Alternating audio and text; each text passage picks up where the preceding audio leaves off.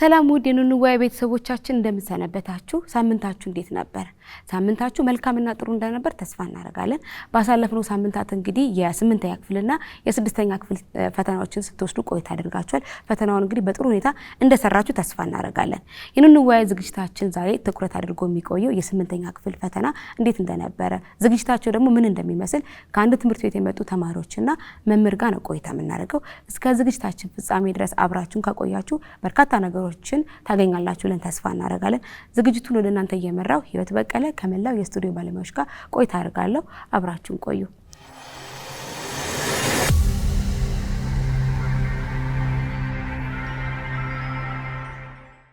እንግዶቼ እንኳን ደህና መጣችሁ። እንኳን ደህና ቆየሽ።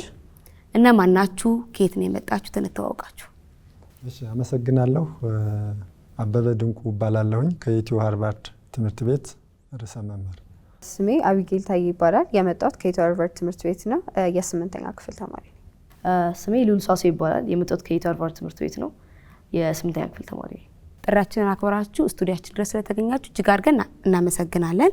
እንግዲህ መግቢያችን ላይ ለተመልካቾቻችን ስለ 8ኛ ክፍል ፈተና እያወራ ነው ቆይታ የምናደርገው። በዋነኝነት ለመንደርደሪያ ያክል ኢትዮ ሃርቫርድ ትምህርት ቤታችሁ የመማር ማስተማር ሂደቱ ምን ይመስላል የሚለውን ከመምህር ልጀምር ከርሶ። አመሰግናለሁ። አክብራችሁም ወደ እናንተ ስቱዲዮ ስለጠራችሁን እጅግ እናመሰግናለን። ኢትዮ ሃርቫርድ ትምህርት ቤት ማለት በአዲስ አበባ ከተማ የሚገኝ ለሚኩራ ክፍለ ከተማ ውስጥ ልዩ ስሙ ጎሮ ሰፈራ ተብሎ የሚጠራ ፕራይቬት ስኩል ወይም ደግሞ የግል ተቋም ነው። እስካሁን ሲያስተምራቸው የነበሩ ተማሪዎች ቁጥር ስንወስድ ከነርሰሪ ጀምሮ እስከ 10ኛ ክፍል የመማር ማስተማር ሲስተሙን እየሰጠ ቆይቷል ማለት ነው። ስለዚህ አሁን ያሉን ተማሪዎች በነርሰሪ ከጀማሪ ጀምሮ እስከ አፐር ኬጂ ብለን እስከምንጠራው ድረስ ያለ የትምህርት አገልግሎት ይሰጣል። ራሱን የቻለ ብራንች ነው ጎሮ ሰፈር አካባቢ የሚገኝ። ሌላው የመጀመሪያ ደረጃ ትምህርት አገልግሎት ነው ለማህበረሰቡ እየሰጠን ያለ ነው። የመጀመሪያ ደረጃ ትምህርት አገልግሎት ከ1 እስከ 8ኛ ክፍል ያሉትን ያጠቃልላል። ከዛ ሁለተኛ ደረጃ ወይም አጠቃላይ ሁለተኛ ደረጃ ትምህርት ቤት የሚባሉት የመማር ማስተማር ሲስተም ወይም የትምህርት እርከን ነው አገልግሎት እንሰጣለን። እዚህ ላይ ደግሞ 9ኛ 10ኛ ተማሪዎችን ተቀብለን በማስተማር ላይ የሚገኝ ትልቅ ተቋምና በአካባቢው ማህበረሰብ ተወዳጅ የሆነ ተቋም ነው ኢትዮ ሃርቫርድ ትምህርት ቤት ማለት ነው። ተማሪዎቻችን እናንተ ጋር ደግሞ ልምጣ። የ2017 የትምህርት ዘመናችሁ እንዴት አለፈ? እንዴት ነበረ ቆይታችሁ? ከጓደኞቻችሁ ጋር ሊሆን ይችላል፣ ከትምህርት ቤቶቹ መምህራኖቻችሁ ጋር ሊሆን ይችላል። የትምህርት ዘመናችሁ እንዴት አለፈ? አቢጌል። ከሞላ ጎደል የ2017 የትምህርት ዘመናችን በሚባለው ከሆነ በጣም ቆንጆ የትምህርት ዘመን ያሳለፍ ነው። ይህም የሆነበት ምክንያት እኛ ያው የ8ኛ ክፍል ተማሪዎች እንደመሆናችን በጣም ብዙ እገዛ እየተሰጠን ነበር በሄድንባቸው መንገዶች ሁሉ ከአስተማሪዎቻችን ከግቢው ከመላ ግቢው በአጠቃላይ በጣም ብዙ እንክብካቤ ወይም በጣም እየደገፉን ነበር። እንዲሁም እኛ 8ኛ ክፍሎች አሁን የምንፈተነው የ7ኛ ክፍልን በመጨመር ስለነበር የተለያዩ ክላስ ሴሽን ውስጥ እንወስድ ነበር። ከዚሁም አንዱ የክረምት ትምህርት እንማር ነበር። የክረምት ትምህርት የ2016 ክረምት ላይ ለ2017 ከመግባታችን በፊት 1 ወር ያክል የክረምት ትምህርት ወስደን ነበር። ይህም ለ7ኛ ክፍል የተማርናቸው ነገሮች ሞር ሪቫይዝ እንድናደርግ ወይም እንዳንረሳ አግዞናል። ከዛም ወደ 2017 የትምህርት ዘመናችን ስንገባ የቅዳሜ ክላሶችን እንወስድ ነበር። ቅዳሜ ወይም ሳተርዴ ክላስ እንወስድ ነበር። በዛም በሳተርዴ ክላሳችን የተለያዩ የሞዴል ጥያቄዎች እንሰራለን፣ ወርክሺቶች፣ እንዲሁም የተለያዩ መምህሮቻችን በራሳቸው የሚያወጡልንን ጥያቄዎች በጣም እንሰራ ነበር። ይህም አሁን ላለንበት ደረጃ በጣም አግዞናል ማለት እንችላለን። ከዛም በተጨማሪ ከሰኞ እስከ አርብ ባሉት ቀናትም ማክሰኞና ሐሙስ ሞርኒንግ ክላሶች አሉን ወይም ጣጧት ላይ ክላስ እንወስዳለን። እኒህ ክላሶች ደግሞ ሞር ታይም ሰተን የ8ኛ ክፍል ትምህርቶችን መምህሮቻችን እያስገቡ ያስተምሩን ነበር። ይህም በጣም አግዞናል ማለት ይቻላል። ሞር ታይማችንን እንድንወስድ ወይም ለዚህ ነገር ሞር ሲሪየስ እንድንሆን ጊዜያችንን እንድንሰጥ አድርጎናል ማለት ይችላል። በጣም ጥሩ። ልውልስ ከመምህራኖቻችሁ ጋር ያላችሁ ግንኙነት ጥሩ ይመስለኛል። እስቲ ስለሱ አድርገን ንገረን። ከመምህራኖቻችሁ ጋር ያላችሁ ግንኙነት እንዴት ነው? ከአስተማሪዎቹ ጋር በጣም ጥሩ የሆነ ግንኙነት ነበረ። እንዲሁም ደግሞ ከኖርማል የትምህርቱ ጊዜ በተጨማሪ በራሳችን እየሄድን እንድንጠይቃቸው እድሉን የሚያመቻቹልን ነበር። በተለያዩ የሶሻል ሚዲያ ግሩፖች ላይ የተለያዩ ነገሮችን እየለቀቁልን ጥያቄዎችንም እየሰጡን እንዲሁም ደግሞ እኛም ደግሞ እንድንዘጋጅ የተለያዩ አስተማሪ የሆኑ ቪዲዮዎችንም እየለቀቁልን ነበር።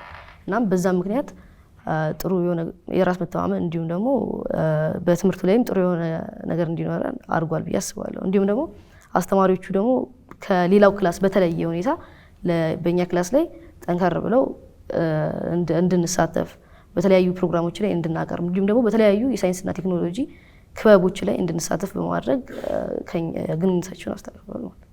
በጣም ጥሩ። አብያል የምትጨምሪልን ነገር አለ? ያው ልዑል ብሎታል፣ ግን ለመጨመር ያክል ልክ ልዑል እንደተናገረው ከትምህርቶችን ጎን ለጎን ለማስኬድ ብለው የተለያዩ ክበባትን ይከፍቱልን ነበር። ከነዛም ክበባት መካከል የተፈጥሮ ሳይንስ ነበር፣ የፈጠራ ዝግጅቶች ነበሩን፣ የኪነ ጥበብ። እነዚህ ግሩፖች ወይም ክበቦች እኛን በተለየ ሁኔታ ራሳችንን ራስ መተማመን ሰልፍ ኮንፊደንስን እየሰጠን ነበር። ሚኒስትሪ እንደሚባለው ቀላል አይደለም ወይም ትንሽ ራስ መተማመናችንን እንፈራለን ብለው ይታሰባል። እውነትም እዛ ላይ ቁጭ ስንል የሚያስፈሩ ሀሳቦች ወይም እንደዚህ አላልፍም የሚሉ አንዳንድ መጥፎ ሀሳቦች ሊመጡ ይችላሉ። ያንንም ከወዲሁ ለመቅረፍ ብለው መምህራኖቻችን የራስ መተማመናችን እንዲጨምር በክላስ ውስጥ ተሳትፎ ያደርጉልን ነበር። የተለያዩ የጠዋት ላይ ሚኒ ሚዲያ በምንለው ላይ የተለያዩ ዝግጅቶች እንድናቀርብ በጣም ይገፋፉን ነበር። በጣም ጥሩ። ማለት አንዳንድ ጊዜ መምህራኖቻችን ጋር ቀረብ ብለው በማውራት ብዙ ጠቀሜታ ይገኛል ብዬ አስባለሁ። መምህራችን ይጨመሩናል እዚህ ሀሳብ ላይ። ከተማሪዎቹ ጋር ያለው ግንኙነት ጥሩ ሲሆን የመማር ማስተማሩም ሂደቱ ጥሩ ይሆናል ብዬ አስባለሁ። እዚች ጋር አጠቃላይ ይመልሱልኛል። የ8ኛ ክፍል ተማሪዎቹ እንዲሁም ደግሞ የ6ም አሉ 12ም አሉ አልቻለ አይደል? እንዴት ነው በተለየ ሁኔታ ስታዘጋጇቸው የነበረው? በተለይ ደግሞ አሁን የ8ኛ ክፍል ተፈታኞቹ እንዴት ነበር ስታዘጋጇቸው የነበረው? እንዲሁም ደግሞ ከተማሪዎቻችሁ ጋር ያላችሁ ግንኙነት ምን ይመስላል? ምንድነው እንግዲህ የትምህርት ዓመቱን ስንጀምር ጀምረን እቅዶቻችን አሉትና እነኛ እቅዶች ላይ ካዘጋጀን በኋላ ከሚመለከታቸው ባለድርሻ አካላት ጋር የጋራ የማድረግ ስራዎች አሉን። ስለዚህ እነኚህ ስራዎች ምንድነው መስከረም መጀመሪያው አካባቢ የትምህርት ዓመቱ ከመጀመሩ በፊት ከተማሪዎች፣ ከወላጆች፣ ከባለድርሻ አካላትና ከሌሎችም ክፍለ ከተማና ወረዳ ላይ ያሉ የሚመለከታቸው አካላትን ተጋብዘው እቅዱ ላይ የጋራ አድርገን ያሰራል ላያሰራ የሚሉት ነገሮች ተገምግመው ፋይናል የሆነ እቅድ ተዘጋጅቶ ነው ወደ መማር ማስተማር ሲስተሙ የምንገባው። ስለዚህ መማር ማስተማር ማለት የአንድ ግለሰብ ድርሻ ብቻ ወይም የአንድ ተቋም ድርሻ አይደለም። መማር ማስተማር የተለያዩ አካላትን ተሳትፎ ይጠይቃል ማለት ነው። የመጀመሪያው መምህራን ናቸው። ከዛ ወላጆች አሉ፣ ከዛ ተማሪዎች አሉ፣ የትምህርት ቤት አስተዳድሮች አሉ። ስለዚህ እነኚህን አቀናጅቶ በመጠቀም ውጤታማ የሆነና ጥራቱን የጠበቀ የትምህርት አገልግሎት ለደንበኞቻችን ወይም ለተማሪዎቻችን ለመስጠት እቅዶች አዘጋጅተናል መጀመሪያ አካባቢ ማለት ነው። እነኚህን ነገሮች ካደረግን በኋላ ቀጥታ ምንድነው ያደረግነው? ትምህርት የራሱ ሂደት አለ። 3 ሂደቶች አሉ። የመጀመሪያው ግብዓት ነው። ግብዓት ማሟላት ይጠይቃል። ግብዓት ስንል የሰው ኃይልን ይጨምራል፣ ፋይናንስ ይጨምራል፣ ሌላ ላይብራሪ አካባቢ ያሉ ማቴሪያሎችን ይጨምራል፣ ላቦራቶሪ፣ ፔዳጎጂ ሴንተር፣ አጠቃላይ ግቢው ለመማር ማስተማር ሲስተም ምቹ ከማድረግ አንጻር እነኚህ ነገሮች አጠቃላይ ግብዓት ከምንላቸው ጋር የሚካተቱ ናቸውና እነኚህን አቅም በፈቀደ መጠን ደረጃውን በጠበቀ መንገድ ትምህርት ሚኒስቴር ባወጣው ስታንዳርድ መሰረት ለማዘጋጀት ጥረት አድርገናል እንደ ተቋም ወይም እንደ ትምህርት ቤት ማለት ነው። ከዚህ ስንቀጥል ይህን ካዘጋጀን ወይም ከጨረስን በኋላ ሂደት ነው የሚመጣው። ሂደት ማለት ያው እንግዲህ ዛሬ 8ኛ ክፍሎች ቁጭ ብለው ፈተና እንዲፈተኑ የሆነው ከሂደት በኋላ። ስለዚህ ሂደት ላይ ቅድም የጠቀስኳቸው 3ቱ ዋና ዋና አካላት በጣም አስፈላጊና ተሳትፏቸው ከፍተኛ መሆን መቻል ያለበት መሆኑ ስለሚታወቅ ተማሪዎቹ፣ ወላጆቹና የትምህርት ቤቱ አስተዳደር እንዲሁም መምህራን በጋራ በመሆን የራሳቸውን እቅድ ነድፈው መማር ማስተማር ሲስተሙን ሲያከናውኑ ቆይተዋል።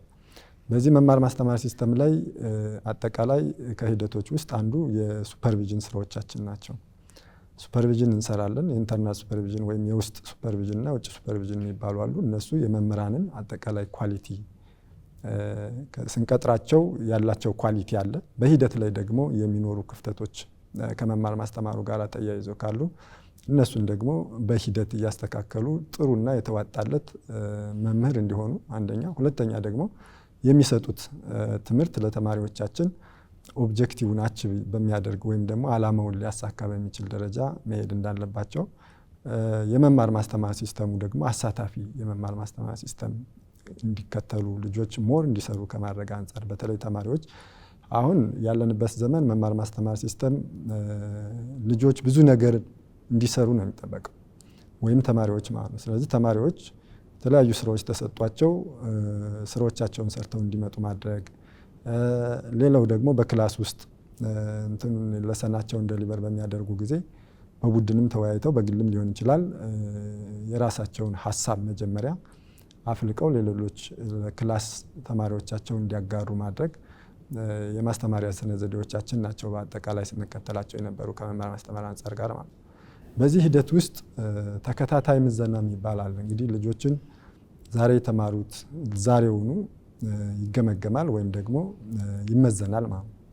ስለዚህ ይሄ በተመሳሳይ እየተመዘኑ የአንደርስታንድ ወይም ደግሞ የተረዱትን ነገር እየተረዳን ያለበትን ክፍተቶች ወይም በትምህርት አቀባበላቸው ደከም ያሉ ተማሪዎች ደግሞ ካሉ ለነሱ ልዩ እገዛ በማድረግ እዚህን አይነት አሰራሮች ስንከተል ቆይተናል እስከ መጨረሻው ድረስ ያለው ማለት ነው። ስለዚህ ሂደት ላይ አጠቃላይ መማር ማስተማር ሲስተሙን ይመለከታል። እዚህ ውስጥ ቅድም ያልኳቸው የማህበረሰብ ተሳትፎ በጣም ትልቅ ነው የነበረው። ልጆችን ከማዘጋጀት አንጻር ወላጆች ከፍተኛ ድርሻ ነበራቸው። ተማሪዎች በራሳቸው ከፍተኛ ድርሻ ነበራቸው። የትምህርት ቤቱ ማህበረሰብ በራሱ ከፍተኛ ድርሻ ነበረበት። የትምህርት ቤቱ ማህበረሰብ ድርሻ ስንወስድ ያው ልጆችን ወደ ትምህርት ግቢ ተቀብሎ ሲያስተምሩ አብዛኛውን ሰዓት ከኛ ጋር ስለሚያሳልፉ በስነ ምግባር፣ በጽንሰ ሀሳብ አለያም ደግሞ ሳይንሳዊ ነገሩን ከመረዳት አንጻር ሙሉ ነው እንዲያድጉ የበኩሉን አስተዋጽኦ ስናደርግ ቆይተናል። ሌላው የወላጅ ነው። ወላጅ ከኛ ወደ ቤታቸው በሚመለሱበት ጊዜ የራሳቸው ፕሮግራም አውጥተው እንዲያጠኑ ጊዜ ከመስጠት አንጻር በራሳቸው ፕሮግራም እንዲያነቡ እድሉን ከማመቻቸት ጀምሮ እነኚህ ነገሮች በወላጅ በኩል የሚከወኑ ክንዋኔዎች ናቸው። በተማሪዎቻችን በኩል ደግሞ ተማሪዎች የራሳቸውን ቅድም ፕሮግራም ያዘጋጃሉ። በዛ ፕሮግራም መሰረት መመራት ያስፈልጋል ማለት ነው።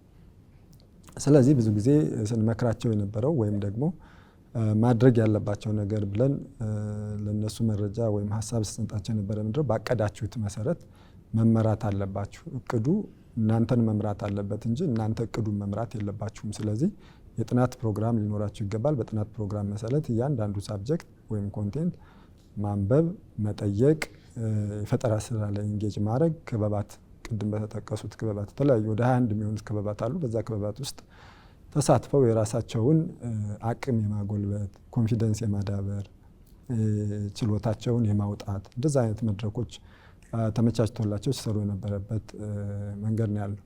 ከዛ ውጤት ነው አሁን መጨረሻ ላይ ዛሬ የደረስንበት 8ኛ ክፍል አስፈትነናል። ውጤትን ስናይ በ2016 የትምህርት ዘመን ኢትዮ ሃርቫርድ ትምህርት ቤት በምናይበት ጊዜ በ8ኛ ክፍል ከፍተኛ ነጥብ በማስመዝገቡ ምክንያት በክፍለ ገደማ ደረጃ የዋንጫ ተሸላሚ ነበረ።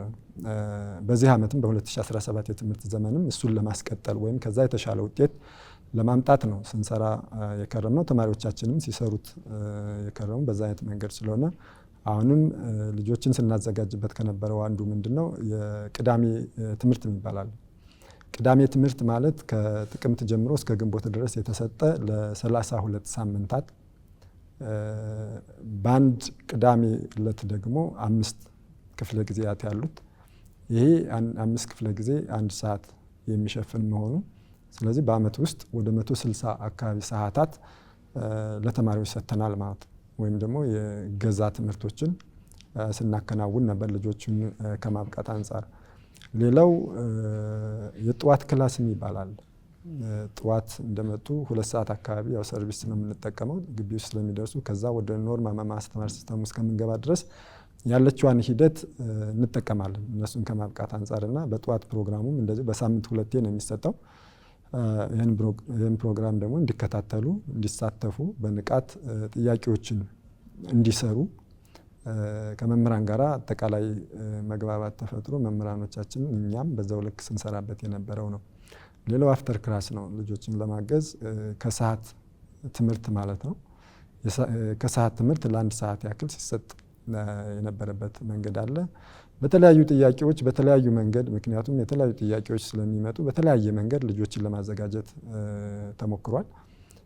አንደኛው ያው ኮንቲነስ ይሄ ተከታታይ ምዘና የምንለው ላይ ወርክሺቶች አሉ። ኢንዲቪጁዋል ወይም ይሄ ምንድነው በጋራ የመስራት ለብቻቸው ሰርተውት የሚመጡት አሳይመንቶች አሉ። እነሱን ነገር በዛ አይነት መንገድ ራሳቸውን እንዲያበቁ ተደርጓል። ሌላው ደረጃውን የጠበቀ ፈተና ይዘጋጃል በትምህርት ቤት ደረጃ። እሱም በየኳርተሩ 2 ይሰጣል። ፋይናል፣ ሚድ፣ ቴስት እያል ኮንቲኒየስሊ የምንሰጣቸው ነገሮች ናቸው። በመካከል ደግሞ ሞዴል ኤግዛሞች ነበሩን።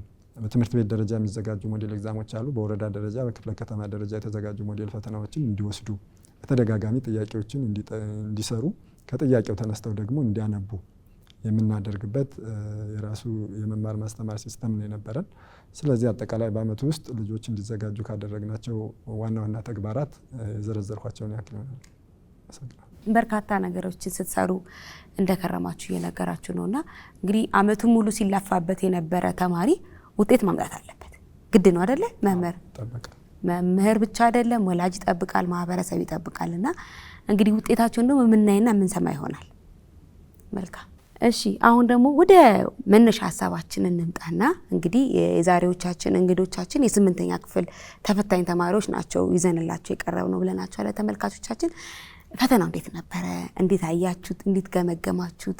የወሰዳችኋቸው ሚዶች አሉ፣ ከትምህርት ቤታችሁ የምታገኙት ፈተናዎች ነበሩና ከሱ አንጻር ስታዩት ቀለላችሁ፣ ከበዳችሁ ወይስ እንዳሰባችሁት ያገኛችሁት?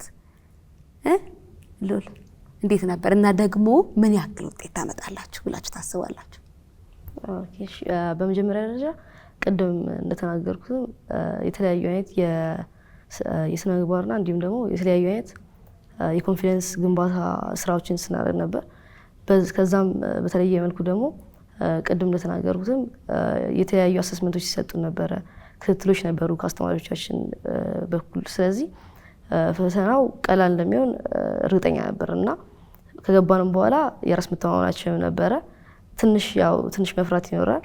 ከዛ በኋላ ግን 1-2 ፈተና ከተፈተንን በኋላ ሁላችንም በራስ መተማመን ሁሉ ነገር ይሰራ ነው እና ደግሞ እንደማስበው ከሆነ እኔ በግሌ ከ95 በላይ ባለው ጠብቃለሁ የራስ ውጤት። እንደው ሁሉም ፈተና ነው የቀለለ ወይስ እንደው የተወሰኑት ከብዶኛል የተወሰኑትን ደግሞ ደፍናቸዋለሁ ነው የምትለው ወይስ ሁሉንም ትደፍናለሁ ልታስባለህ?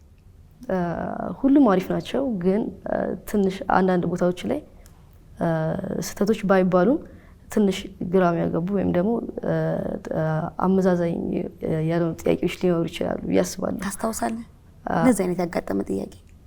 ትንሽ አማርኛ ላይ ሁለት የተለያዩ ትርጉም ያላቸው በአንድ በኩል ሲታዩ ሌላ፣ በአንድ በኩል ሲታዩ ደግሞ ሌላ ትርጉም ያላቸው ነገሮች ነበሩና እነሱም ቢሆኑ ከ5 ጥያቄ ባነሱ ናቸው እንጂ ብዙ የለም። ሁሉም አሪፍ ነው በጣም። አው እንግዲህ በደንብ አተኩረ ስታነበው መልሱ ይገኛል ማለት ነው። በደንብ ጊዜ ኖሮክ ማለት ነው። ቸኩለ ካልወጣ ማለት ነው። የምን ተማሪ ነህ? በቃ ደስ የሚለት የትምህርት አይነት ምንድነው? እኔ አብዛኛውን ጊዜ ማትስና ጀነራል ሳይንስ በጣም ነች።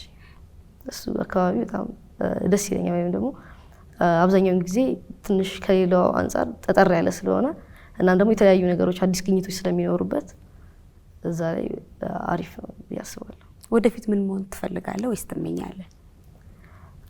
ወደፊት እኔ እንደማስበው ከሆነ በናቹራል ሳይንሱ ሄጄ ወይ በኬሚስትሪ እና ደግሞ የፊዚክስ እና የኬሚስትሪ አንድ ላይ በማድረግ ያው ፊዚካል ኬሚስትሪ እንደማጠና አስባለሁ።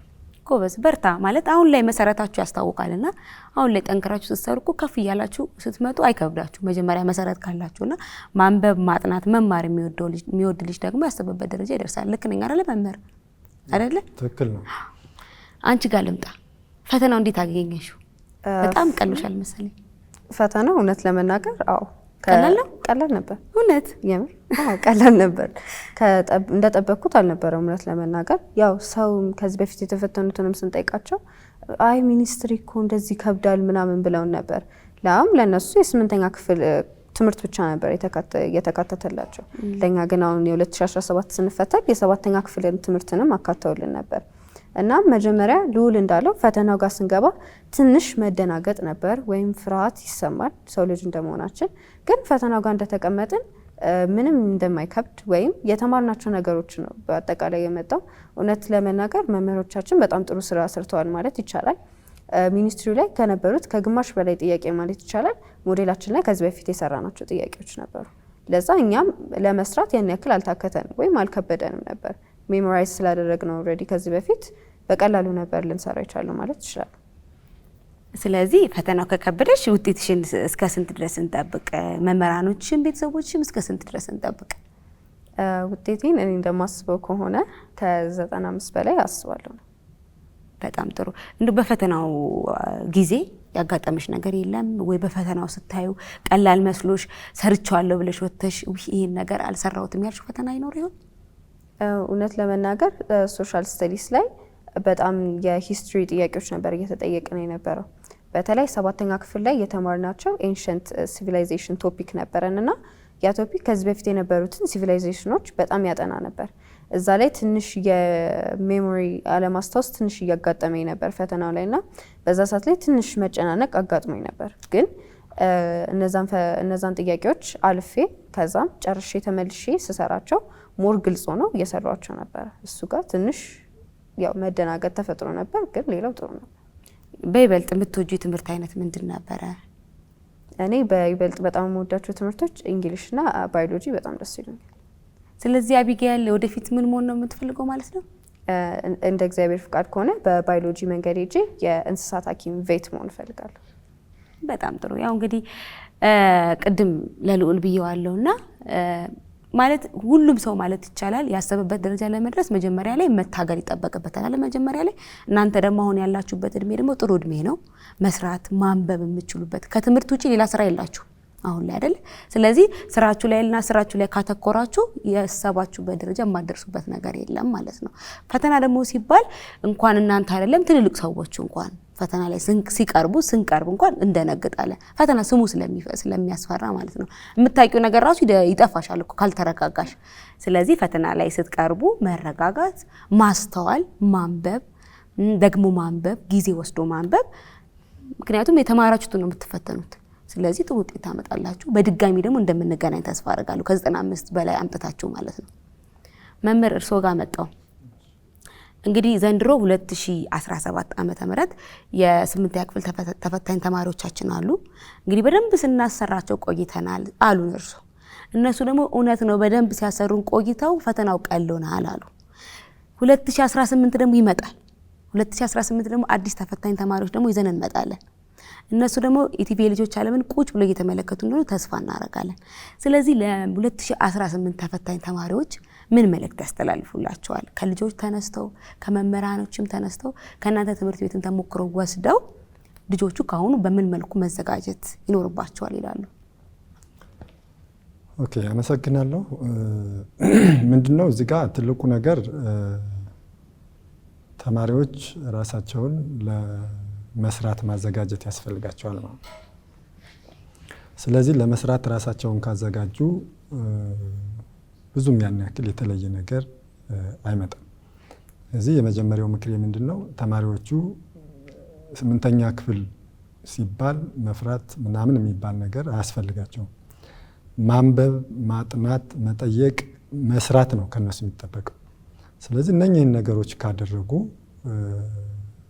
ያን ያክል ለነሱ ከባድ ነገር ነው ብለን አናስብም። ስለዚህ ትልቁ ነገር ምንድነው የስነ ልቦና ግንባታ ነው። ልጆች በስነ ልቦና ጠንካራ መሆን፣ ፈተና ማለት ምንም ማለት እንዳልሆነ ክላስ ውስጥ ሲማሩት ሲፈተኑት የነበሩ ፈተናዎች የተለየ ፈተና እንደማይመጣ ከተማሩት ውጭም እንደማይመጣ የተማሩትና የተማሩት ወይም ደግሞ መጽሐፍ ውስጥ መማር አለባቸው ተብሎ ከተካተቱ ይዘቶች የማይወጣ አይነት ፈተናዎች መሆናቸውን አንደርስታንድ ማድረግ ወይም መረዳት ይጠበቅባቸዋል መጀመሪያ ማለት ነው በስነ ልቦና ደረጃ። ሁለተኛው ጠንክሮ መስራት ነው። ሰው ጠንክሮ ከሰራ ባቀደው እቅድ ላይ ይደርሳል። ስለዚህ መጪው የ2018 የትምህርት ዘመን የ8ኛ ክፍል ሆነ የ6ኛ ክፍል እንዲሁም የ12ኛ ክፍል ተማሪዎች ማድረግ ያለባቸው ነገር ምንድነው? በእቅድ መመራት፣ አቅደው መስራት የሚባል ነገር ነው። አንድ እሱ ነው። ሁለተኛ በትምህርት ቤት ደረጃ የሚሰጣቸውን የእውቀት የክህሎት እንዲሁም የመረዳት ወይም አቲቲዩድ ብለን የምንጠራው እነሱን ነገሮች በአግባቡ መከታተል፣ መምህሩ ክላስ ውስጥ ሲያስተምር ማስታወሻ መያዝ፣ የሚሰጡ አሳይመንቶችን ሰርቶ በጊዜ መገኘት፣ ክላስ ወርክ፣ ሆምወርክ፣ ወርክሽት የሚባሉ ነገሮች በርካታ ስራዎች አሉ ለተማሪዎች የሚሰጥ ማለት ነውና እነኛን ስራዎቻቸውን በወቅቱና በሰዓቱ አጠናቀው ለሚመለከተው ወይም ለሰጣቸው አካል ለመምህራቸው ካቀረቡ ያ በጊዜ እየታረመላቸው ስህተቶቻቸውንም እዛው ላይ እያወቁ ትክክለኛውን መልስ እየተረዱ ስለሚሄዱ ያን ያክል ብዙም የሚያስጨንቃቸው ወይም ደግሞ የሚከብዳቸው አይነት ነገር አይሆንም። ሌላው ስነ ምግባር ነው። እንግዲህ ትምህርት ዜጋን መቅረጽ ነው። ዜጋ ሲቀረጽ በእውቀት ብቻ አይደለም የሚቀረጸው። ዜጋ በስነ ምግባሩ የታነጸ ነገ ሀገር ተረካቢ ትውልዶች ናቸው ዛሬ ትምህርት ቤት ላይ ያሉት ተማሪዎቻችን አጠቃላይ እና እነኚህ ተማሪዎቻችን በስነ ምግባራቸው የተሻሉ ምስጉን የሆኑ ጓደኞቻቸውን የሚያከብሩ የአካባቢ ማህበረሰብ የሚያከብሩ ቤተሰቦቻቸውን ከዚህም ማለፍ ሲል አጠቃላይ አሰራሮችን፣ ህጎችን አክባሪ ትውልድ መፈጠር አለበት ማለት ነው። ስለዚህ ይህን ትውልድ ለመፍጠር ደግሞ ትምህርት ቤት ላይ የሚሰሩ ስራዎች በጣም ወሳኝ ናቸው። ከትምህርት ቤት ነው ሁሉ ነገር የሚጀምረው። ህግን ከማስከበር አሁን ህግ የምንላቸው ነገሮች አሁን በህግ ደረጃ ያሉ የሰዓትን እንኳ ብንወስድ ቶሎ ከመድረስ ትምህርት ቤት ላይ በሰዓት ተነስቶ ግቢ ውስጥ ተገኝቶ በትምህርት ቤት ውስጥ የሚተላለፉ ፕሮግራሞችን ተከታትሎ ብሩህ አእምሮ ይዞ ወደ ክፍል ከገባ አንድ ተማሪ ቀኑ ሁሉ ብሩህ ሆኖ ይውላል ማለት ነውና ስለዚህ እነኚህ ሁለት ነገሮች ተጣምረው መታየት ያለባቸውና ትምህርት ቤቶችም መምህራንም ተማሪዎች ወላጆችም በጋራ የሚሰሩባቸው ነገሮች ናቸው። ስለዚህ አንድ ሰው ለመማር ጉጉት ካለው ለማወቅ ጉጉት ካለው ካቀደና ከሰራ ከጠየቀ ሌላውም የፈጠራ ስራዎች ያሉትን ስኪሎች አውጥቶ ከተጠቀመ የተለየ ነገር አይገጥመውም። 8ኛ ክፍልም ይሁን 6ኛ ክፍል ቅድም በጠራሁት 12ኛ ክፍል ይሁን ተመሳሳይ የፈተና ይዘቶች ናቸው የሚመጡት። የፈተና ይዘቱ የሚመጣ ደግሞ ከተማሩት ከመጽሐፉ ውስጥ ያካተተ ነው። ስለዚህ ልጆች ጥሩ ውጤት ለማምጣት ወይም ተማሪዎች ጥሩ ውጤት ለማምጣትና ነገ እንደርስበታለን ብለው ያስቀመጡትን ራዕይ ላይ ለመድረስ ዛሬ ጠንክረው መስራት ይጠበቅባቸዋል የሚል መልእክትን ያለኝ። አመሰግናለሁ። እናንተ ስለ ጓደኞቻችሁ የምታስተላልፉላቸው መልእክት የለም? ፈተናውን ስላያችሁት ዝግጅታችሁንም እንግዲህ ስታጋሩ ስለነበረ ለጓደኞቻችሁ ቀጣይ ለሚፈተኑት እህት ወንድሞቻችሁ ሊሆን ይችላል በዚህ መልኩ ተዘጋጁ፣ ፈተናው ቀላል ነው እንደምታስቡት አይደለም ማለት ትችላላችሁ? እንግዲህ በቅድም ልክ እንደተናገርኩት አስተማሪዎቻችን በቂ የሆነ ድጋፍ ያደርጋሉ ብዬ አስባለሁ። በዚሁ እንደተጠናቀቀ ከዚህም በላይ ደግሞ ተጠናክሮ እንደሚቀጥልም አልጠራጠርም። ነገር ግን ደግሞ ሚስተርም ቅድም ሲናገር እንደነበረው ያው ይሄን ውጤቱን ለማምጣት ከአንድ በኩል ብቻ አይደለም ሊሰራበት የሚገባውና ተማሪዎቹም ሊሰሩበት ይገባል ብዬ አስባለሁና የክረምቱን ትምህርት ከጨረሱም በኋላ የ7ኛው ክፍል ትምህርት ላይ ድጋሚ ቢከልሱ ትላለሁ። ምክንያቱም መጨረሻ ላይ ከደረሰ በኋላ ቢያጠኑ ወደ መደናበር ወይም ደግሞ ወደ አለማስታወስ ሊገቡ ይችላሉ ማለት ነው። በተለይ ደግሞ ቅድም አብዬልም እንደተናገረችው ሶሻል ስተዲ እንዲሁም እነዚህ ወደ ሂስትሪ አካባቢዎች ያሉትን ሴሽኖች እነዛን ቶሎ ቢያጋምሱ እስከ ግማሽ ዓመት ድረስ ከዛ በኋላ ያለውን ሪቫይዝ ወይም ደግሞ ክለሳ ማድረግ ይችላሉ ብዬ አስባለሁ። በጣም ጥሩ አብዬ። እኔ ማስተላለፍ የምንፈልገው ነገር 8ኛ ክፍል ሚኒስትሪ እንደሚባለው ከባድ አይደለም። ወይም ያው እኛም እንደዚህ ተብለን ግን መጨረሻ ላይ ስንገባ መደናገጣችን አልቀረም። ግን መደናገጥ ያለ ነው። ሰው ልጅ እንደመሆናችን ፈተና ሲባል ልክ እንዳልሽው ገና ከስሙ እንፈራዋለን። ግን ፈርተን መሸሽ ያለብን ነገር አይሆንም። የ8ኛ ክፍል ሚኒስትሪ እንደሚባለው ከባድ አልነበረም፣ በጣም ቀላል ነበር። እናም ለሚመጡት ለ2018 ተፈታኞች ማስተላለፈው መልእክት ቢኖር ልክ ልዑል እንደተናገረው የ7ኛ ክፍል ትምህርታቸውን ሞር ክለሳ ላይ ሪቫይዝ ቢያደርጉ በጣም ጥሩ ነው። ያው 8ኛ ክፍል ትምህርታቸውንም ጎን ለጎን እያስኬዱ 7ኛ ክፍል አሁን በክረምታቸው ጊዜ ከእረፍታቸው ጎን ለጎን በማስኬድ አትሊስት በሳምንት 3 ቀን 2 ቀን ቁጭ ብለው ሪቫይዝ እያደረጉ እናም በተጨማሪ በጣም ማስተላለፍ የምፈልገው መልእክት ቢኖር በእቅድ መመራት ነው። ያው ብዙ ጊዜ ተማሪ ስንሆን አንዴ እቅድ ከሰራን በኋላ አንከተለውም ወይም ሩቲን አናደርገውም። እሱ በኋላ ላይ በጣም ኢፌክት አለው። ኢፌክቱ ራሱ የሚታየው መጨረሻ ላይ ነው። እኔ ግን ማስተላለፍ የምፈልገው መልእክት ቢኖር በእቅድ መመራት በጣም ለውጥ አለው። ለራሳችን እንደዚህ እቅድ ሴት አድርገን ከዚህ እስከዚህ ሰዓት ይሄን ትምህርት ከዚህ እስከዚህ ሰዓት እረፍት ብለን ብንሄድ አንደኛ ደረጃ እየደጋገምነው ስንሄድ ሞር ሩቲን ይሆናል እና ራሳችንም እንመራበታለን፣ ፍላጎትም ይኖረናል። ብቻ ለማጠቃለል ያክል የ8ኛ ክፍል የሚቀጥለው ተፈታኞች በአጭሩ ማስተላለፍ የምፈልገው ነገር ቢኖር አትፍሩ፣ ወይም መስጋት ያለብን ነገር አይደለም። እናም በተጨማሪ በእቅድ መመራትን በጣም ሃይሊ ሪኮሜንድ አደርጋለሁ። በጣም ጥሩ ያነሳችሁት ሀሳብ እንዳለ ቆንጆ ነው። ለእናንተ ሀሳብ ለመጨመር ያክል አሁን ብዙ ጊዜ ተማሪዎች ፈተና ከተፈተኑ በኋላ ክረምት ጊዜያቸው ሲመጣ ትውት አድርገውት ረስተውት ወደ ጨዋታ ዘመድ ጥየቃ ይሄዳሉ። ይሄ አይሁን ሳይሆን ዘመድ ጥየቃውም እንዳለ መጫወቱም እንዳለ ትምህርቱም ግን መኖር አለበት። ቅድም ብያቸዋለሁ። እናንተ ተማሪዎች መጀመሪያ ስራችሁ መማር ስለሆነ ማለት ሌላ ስራ አላችሁ የላችሁም አይደል? ስለዚህ ከትምህርታችሁ ጎን ለጎን የተለያዩ ተሰጧችሁ ማዳበር ይኖርባችኋል። እሱ በጣም ጥሩ ነገር ነው። ምክንያቱም እናንተ የምትፈልጉት ለኢንተርናሽናል ዓለሙ ነው፣ ለውጭውም ዓለም ነው፣ ለኛ ብቻ ሳይሆን ማለት ነው። ለኛ ብትሆኑ ደስ ይለናል። በጣም ብዙ ችግር ፈቺ የሆኑ ነገሮች ሰርታችሁ ስለምናይ ማለት ነው። ስለዚህ መዘጋጀት አለባችሁ ብለን የምናስተላልፈው ኢቲቪ የልጆች ዓለምም ደግሞ የክረምት ጊዜያችሁ በአግባቡ መጠቀም ይኖርባችኋል። እንዳይደብራችሁ ትንሽ መጫወት፣ ትንሽ መዝናናት፣ ከዛ ደግሞ ትምህርታችሁን መዘንጋት የለባችሁም። የ8ኛ ክፍል ፈተና ደግሞ እንደናንተ ቀላል እንዲሆንላቸው ጋውን አሁን ተፈተናችሁ ውጤት እስክታውቁ ድረስ ችግር የለውም። እሺ አሁን ትንሽ ተዝናኑ ትንሽ ጊዜ። ከዛ በኋላ ውጤታችሁን ካወቃችሁ በኋላ ደግሞ ቀጣዩ ደግሞ ማጥናት ይጠበቅባቸዋል። እና ቢያል ቀጣይ ዓመት 9ኛ ክፍል ተማሪዎች ናቸው። 9ኛ ክፍል የሚያግዙ አጋዥ መጽሐፍቶች አሉ። እናንተ ዘመን ደግሞ በጣም ጥሩ ዘመን ነው። በቴክኖሎጂ በጣም ብዙ ነገር ማወቅ መማር ትችላላችሁ። ቤታችሁ ቁጭ ብላችሁ ብዙ ነገር ስለምትማሩ ማለት ነውና የ8ኛ ክፍል ተፈታኝ ተማሪዎች ደግሞ የእናንተ ወርክሽት መውሰድ ይጠበቅባቸዋል። አሁን የተፈተናችሁት ፈተናዎችን ወስደው ይሄ ፈተና እንዴት ነው አወጣጡ ምን ይመስላል የሚለውን ማየት ይኖርባቸዋል። ከዛም በዘለለ ደግሞ የክረምት ጊዜያቸውን ደግሞ በይበልጥ መስራት ይኖርባቸዋል። መስከረም ሲጀምር ነው ጥናት መጀመር አለበት ብዬ ማስበው። መስከረም ጀምሮ እስከሚፈተኑ ድረስ ማጥናት አለባቸው። ከዛ እንደና ቢጌል እንደነሉል ፈተናው ቀላል እንደሆነ ታያላችሁ፣ ትማራላችሁ ብዬ አስባለሁ። ዝግጅታችንን ጨርሰናል። ከኛ ጋር ስለነበራችሁ ቆይታ እጅግ አድርገን እናመሰግናለን። እንግዲህ እናንተ እኛ ጋር መታችሁ ቆይታ ስላደረጋችሁ እናመሰግናለን። ከዛም በዘለለ ግን ኢቲቪ የልጆች ዓለም ቻናል የሚመለከቱ ሌሎች ትምህርት ቤቶች ደግሞ እንደናንተ አይነት ጎበዝ ልጆች እንደናንተ አይነት ጥሩ ተሞክሮ አለን የሚሉት መምጣት ይኖርባቸዋል እንላለን። በዚህ አጋጣሚ ከኔ ጋር ስለነበረን ቆይታ ግን እጅግ አድርጌ አመሰግናለሁ። እናመሰግናለን። ዝግጅታችን እንዴት ነበረ? ዝግጅታችን ግን እንዴት አያችሁት? በጣም ጥሩ ነው። እንዲሁም ደግሞ ለተማሪዎችም እንዲሁም ለሚያዩት ለወላጆችም በጣም አስተማሪ ነው ብዬ አስባለሁ። ዝግጅቱ በጣም ጥሩ ነው። ልዑል እንዳለው ለተማሪዎችም ለወላጆችም ለተማሪዎች በተለይ መነሳሳት ስሜታቸውን እንዲሰጣቸው ብዬ አስባለሁ። ጥሩ ፕሮግራም ነው። እንደዚህ አይነት ፕሮግራሞች መዘጋጀታቸው ሌሎችም ጉጉቱ እንዲኖራቸውና እኛም ጎበዝ ሆነን ወደዚህ ተቋም መጠን ኢንተርቪው መደረግ አለብን የሚል ተማሪዎች ላይ ስሜት የሚጭር አይነት ነገር ስለሆነ ስለዚህ ጠንክሮ መስራት የሚለው ላይ መልእክቶች ስላሉ ስለዚህ አጠቃላይ ፕሮግራማችሁ አሪፍ ነበር። እናመሰግናለን ክብራችሁ ስለጠራችሁ። እንግዲህ ኢቲቪ የልጆች ዓለም የሚመለከቱት በርካታ ዝግጅቶች ናቸው የሚተላለፉት። ከዛም ዝግጅቶች መካከል ኑንወይ አንዱ ነው።